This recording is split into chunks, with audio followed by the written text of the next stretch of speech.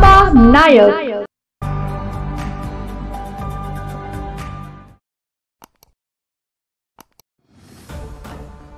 नवापूर तालुक्यातील बाल अमराई शिवारात वन विभागानं पिंजरा लावून एका बिबट्याला जेरबंद केल्यानंतरही काही तास उलटत नाहीत, तोच दुसऱ्या एका मोठ्या बिबट्यानं दिवसाढवळा हल्ला केल्यानं परिसरात भीतीचं वातावरण पसरलंय.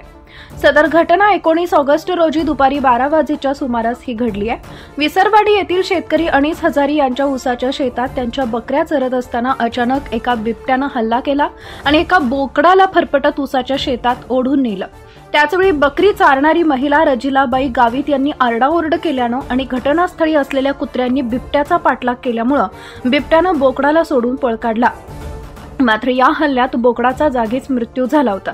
घटनास्थळी बिबट्यांच्या पायांचे ठसे मोठे आढळून आले आहेत. गेल्या महिन्याभरापासून नवापूर तालुक्यात बिबट्यानं धुमाकूळ घातल्यानं परिसरातील शेतकरी आणि नागरिक चिंतेत होते.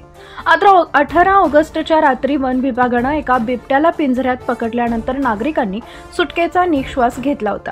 पण त्यानंतर काही तासातच पुन्हा बिबट्याचं दर्शन झाल्यानं परिसरातील विसरवाडी, बालहाट, बालअमराई, कन्हाळा आणि नानगीपाडा या गावांमध्ये भीतीचं वातावरण आहे. यामुळे शेतीची कामंही वेळेत होत नसल्यानं शेतकरी त्रस्त झाले. या घटनेची माहिती मिळताच चिंचपाडा वन विभागाच्या अधिकाऱ्यांनी घटनास्थळी भेट देऊन पाहणी केली आहे. त्यांनी तात्काळ पिंजरा लावून या बिबट्यालाही जेरबंद करण्याचं आश्वासन दिलंय. बिबट्या मानवी वस्तीच्या जवळ येत असल्यानं आणि दिवसाढवळ्या हल्ले करत असल्यानं नागरिकांनी सतर्क राहावं असं आवाहन वन विभागानं केलंय. मेरे खेत के बांध पे बकरे चर रहे थे और एक तेंदुआ आया और बकरे को लेके अंदर चला गया गन्ने के अंदर में. हम लोग गए, देखा तो कूद के चले गया और गन्ने का भी नुकसान किया है और बकरे जानवर का भी नुकसान कर रहे हैं.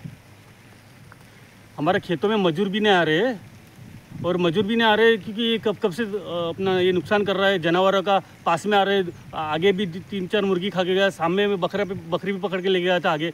हमको लगा कल तो पकड़ लिया है, तो आज फिर से दिखा हमको. तो वन विभाग कुछ उसका एक्शन लेगी कि नहीं. बाबा नायक.